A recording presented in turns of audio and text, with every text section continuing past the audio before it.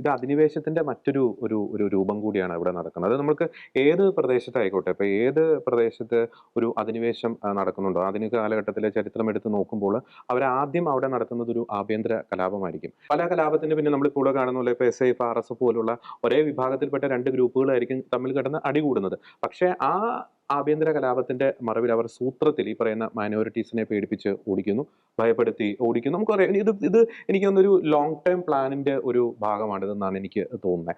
ഇനി ഒരു കാലഘട്ടത്തിലും ക്രൈസ്തവർ അല്ലെങ്കിൽ തങ്ങൾക്ക് അനപമിതരായവർ ആരും ഈ പ്രദേശത്തേക്ക് തിരിച്ചു വരരുത് എന്ന നിശ്ചയദാർഢ്യത്തോടു കൂടി തന്നെയാണ് ഇവർ ഈ കടന്ന് അങ്ങോട്ടും ഇങ്ങോട്ടും അടികൂടുന്നത്. ഒരു 2-3 വർഷം കഴിയുമ്പോൾ ഇവർ തമ്മിൽ വീണ്ടും ഫ്രണ്ട്സ് ആവും. പിന്നെ അവരുടേതായിട്ടുള്ള ഭരണം അവിടെ സ്ഥാപിക്കും. പിന്നെ ക്രൈസ്തവർക്കോ മറ്റു മൈനോറിറ്റീസിനും അവിടെ വരാൻ സാധിക്കില്ല. അപ്പോൾ അവരുടെ ആധിപത്യം അധിനിവേശം അവിടെ സ്ഥാപിച്ചു. അങ്ങനെ ഓരോ ഘട്ടത്തിൽ ഇപ്പൊ നൈജീരിയയിലാണെങ്കിൽ അങ്ങനെ, മറ്റ് നൈജറിലാണെങ്കിൽ അങ്ങനെ, ബുർക്കിന ഫാസോയിലാണ് അങ്ങനെ. അപ്പോൾ വർഷങ്ങൾ കഴിയുമ്പോൾ അവരുടെ മാത്രം ആധിപത്യങ്ങൾ ഇങ്ങനെ സ്ഥാപിച്ചുകൊണ്ട് നമ്മൾ വിചാരിക്കുന്നത് ആഭ്യന്തര കലാപമാണ്, ആഭ്യന്തര സംഘർഷമാണ്, ഗോത്ര കലാപമാണ്. പക്ഷെ അവിടേക്കൊന്നും പിന്നീട് പിൽക്കാലത്തേക്ക് ക്രൈസ്തവർക്ക് കടന്നു ചെല്ലാൻ പറ്റത്തില്ല.